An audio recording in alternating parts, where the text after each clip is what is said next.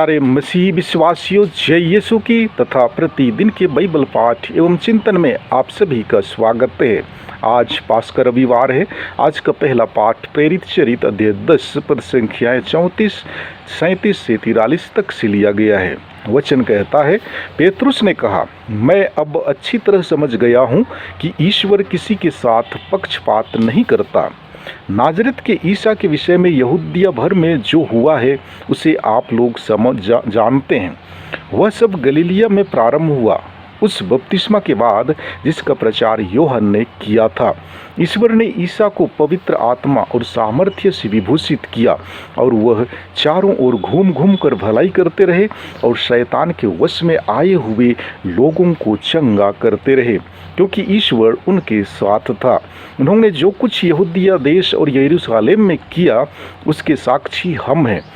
उनको लोगों ने क्रूस के काठ पर चढ़ाकर मार डाला, परंतु ईश्वर ने उन्हें तीसरे दिन जिलाया और प्रकट होने दिया सारी जनता के सामने, जिन्हें ईश्वर ने पहले से ही चुन लिया था। वे साक्षी हम हैं।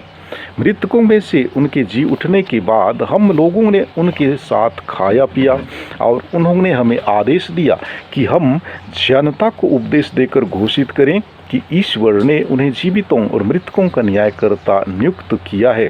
उन्हीं के विषय में सब नबी घोषित करते हैं कि जो उनमें विश्वास करेगा उसे उनके नाम द्वारा पापों की क्षमा मिलेगी।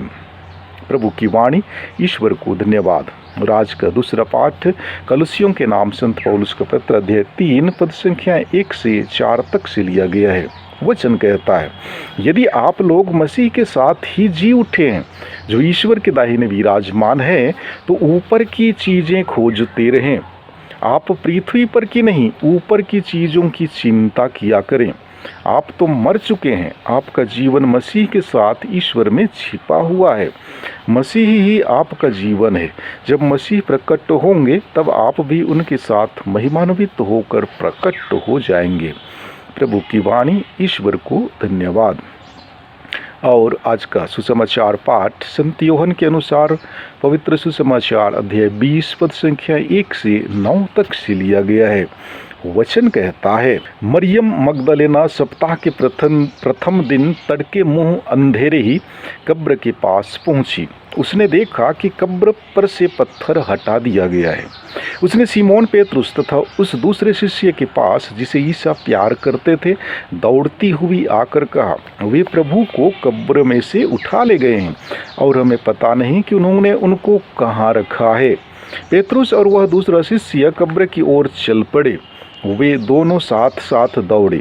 दूसरा शिष्य पेतरुस को पिछेल कर पहले कब्र पर पहुंचा। उसने झुककर यह देखा कि छालटी की पट्टियां पड़ी हुई हैं, किंतु वह भीतर नहीं गया।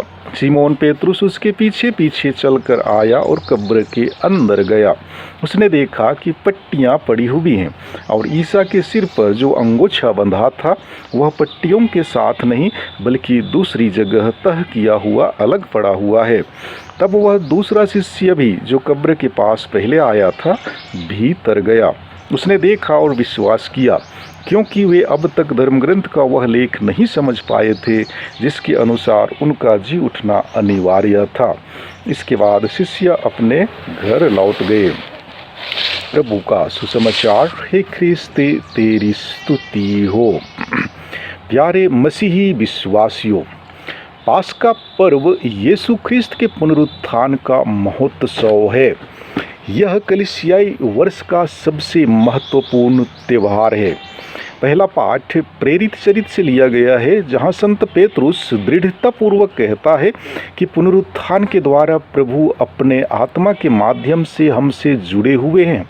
इस प्रकार प्रभु का पुनरुत्थान आश्वासन देता है कि वे हमारे बीच सृष्टि में रहते और सक्रिय रूप से उपस्थित हैं और हमें प्रतिदिन के जीवन में उसका अनुभव करने की चुनौती देते हैं।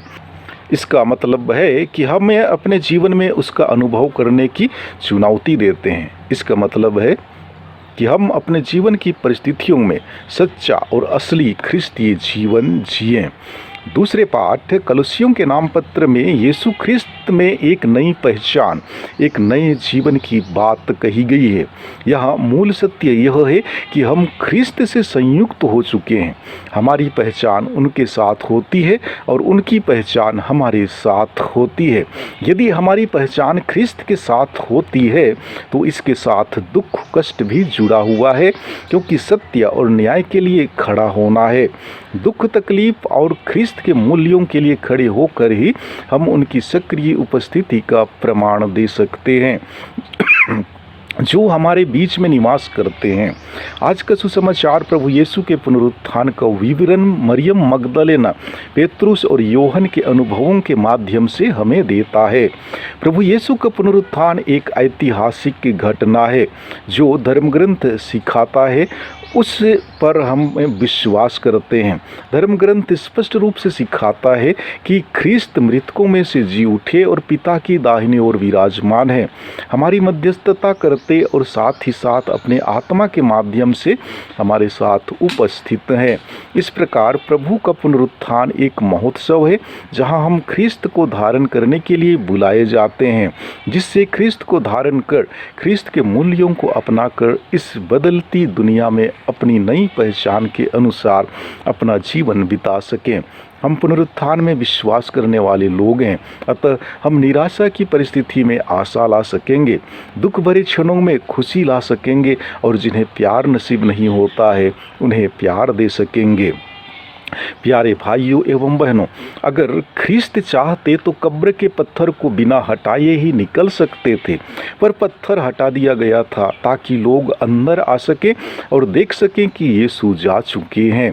जब तक पेत्रुस और योहन ने खाली कब्र नहीं देखा तब तक उन्होंने विश्वास नहीं किया, और फिर तब उन्होंने यह याद किया कि धर्मग्रंथ और स्वयं ख्रिस्त ने उनसे कहा था कि उन्हें मर जाना होगा पर तीसरे दिन वे जी उठेंगे।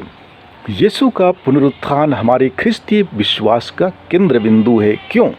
क्योंकि पहला, जैसा उन्होंने कहा था उसके अनुसार वे जी उठे, अतः हम पूर्ण विश्वास कर सकते हैं कि उन्होंने जो बातें कही थीं या प्रतिज्ञा की थीं उनका पूरा होना निश्चित है।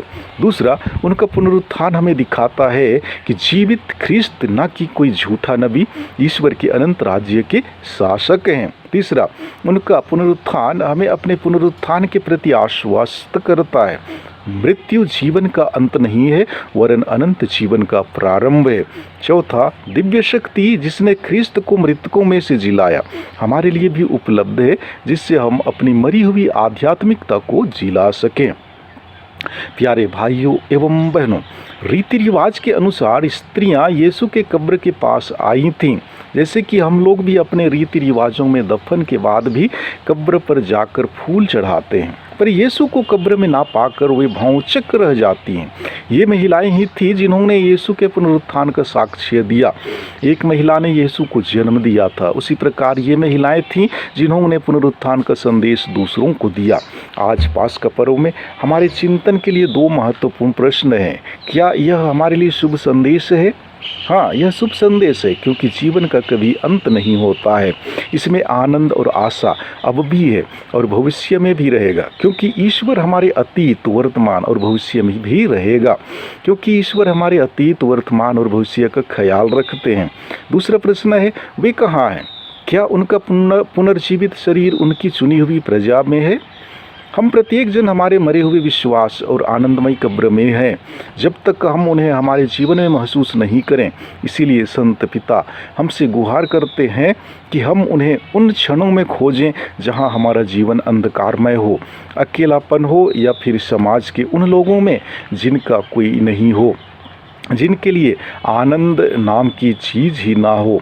और वही हमारे लिए हमारी ग्लानि हो सकती है जहां हम प्रभु के नाम में मिलते हैं। प्यारे मसीही विश्वासियों, हम किसी भी अन्य धर्म के धर्म ग्रंथ में यह नहीं पाते हैं कि उनके धर्मगुरु मरकर जी उठे, लेकिन हमारे धर्म में हमारे ख्रिस्त मर गए लेकिन तीसरे दिन जी उठे। पुनरुत्थान हमारे ख्रिस्तीय धर्म का मूल तत्व है। यीशु के पुनरुत्थान में ही हमारा नाज है। यदि पुनरुत्थान नहीं होता तो हमारा धर्म भी नहीं होता। यीशु ख्रिस्त मरकर जी उठे हैं, वे हमारे साथ हैं और वे हमें कभी अकेला नहीं छोड़ते हैं। यीशु का पुनरुत्थान घटना मात्र नहीं है, यह जीवन की सच्चाई है। अतः इसमें विश्वास की परम आवश्यकता है। आइए हम यीशु में अपना विश्वास मजबूत करें। धन्यवाद।